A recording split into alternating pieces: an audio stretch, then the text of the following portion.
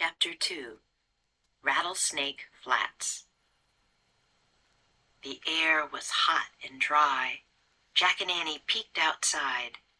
The treehouse had landed in a lone tree on a prairie. The sun was low in the sky. Right in front of them was the town from the cover of the book. In real life, it looked empty and spooky. To one side of the town was a patch of ground with several tombstones. "That's creepy," said Annie. "Yeah," said Jack. He took a deep breath. "What's our riddle say?" Annie held up the ancient scroll. She unrolled it. Then she and Jack read together. "Out of the blue, my lonely voice calls out to you. Who am I? Am I?" Jack pushed his glasses into place and read the riddle again to himself. "There must be a mistake," he said. "Am I is written twice." "Well, I don't hear any voices now," Annie said as she looked out the window. There were no human sounds at all, only the buzzing of flies and the whistling of the dry wind. "Let's look at the book," Jack said. He opened the book. The pages were yellow with age. He found a picture of the town and read the words beneath it out loud. In the 1870s, Rattlesnake Flats was a rest stop for the stagecoach that carried passengers from Santa Fe, New Mexico to Fort Worth, Texas. When the creek dried up, everyone left. By 1880, it was a ghost town. "Wow, a ghost town," said Annie, her eyes wide. "Let's take a quick look around," said Jack, "so we can leave before dark." "Right," said Annie. "Let's hurry." She started down the rope ladder. Jack put the old book into his pack. Then he followed Annie down the ladder. They stood by the tree and looked about. Tumbleweeds blew across the dry ground. Suddenly something jumped past them. "Yikes!" they both said. But it was just a rabbit, a lone, long-legged rabbit hopping past them. "Hey, he's just like that rabbit we saw at home," said Jack. "Yeah, that rabbit must have been a sign of things to come," said Annie.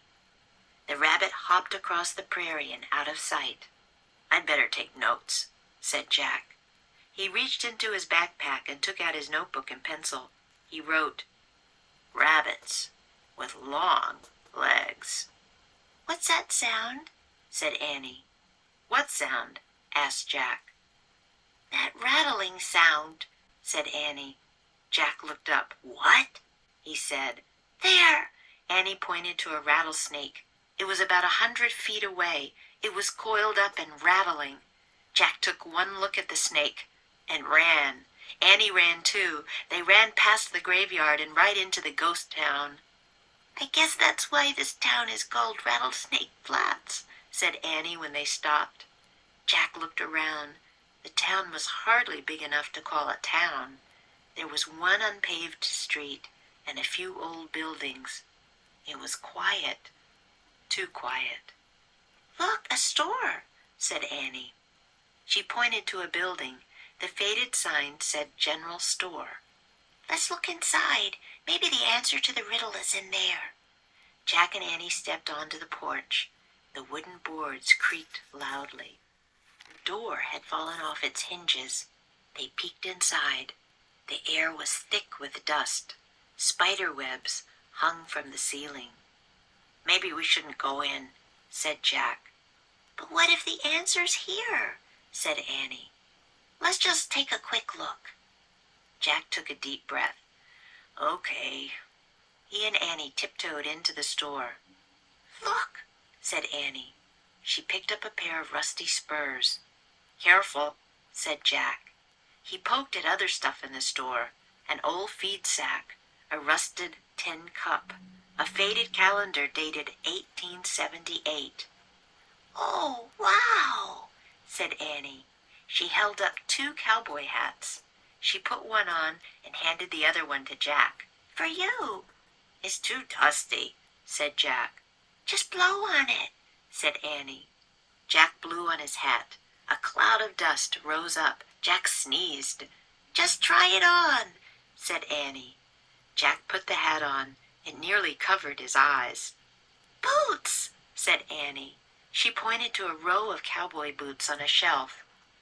"There are even some small ones like our sizes. Here's a pair for you." She handed the boots to Jack. "They're not ours," he said. "I know, but just try them on," said Annie. Jack turned his boots upside down and shook them as hard as he could.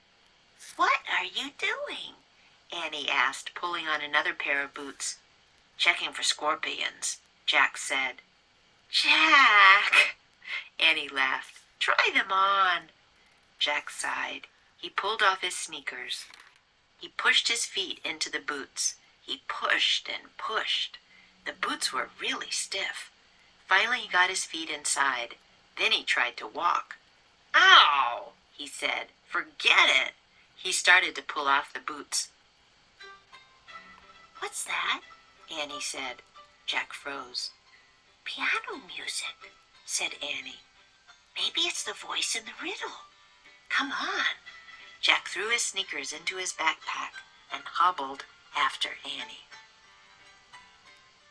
Magic Tree House Book 10 Ghost Town at Sundown Chapter 2.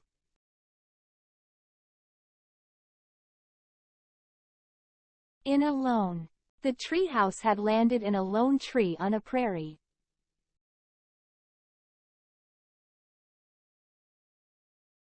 Right in front of them was the town from the cover of the book.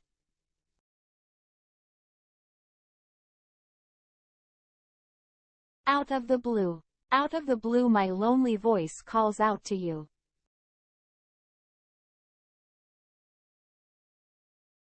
Coil up. It was coiled up and rattling.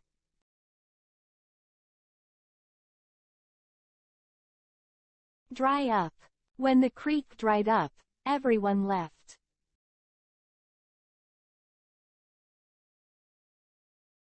Out of sight. The rabbit hopped across the prairie and out of sight.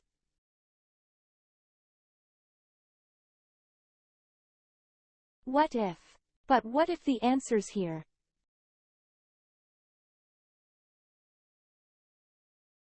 Practice makes perfect.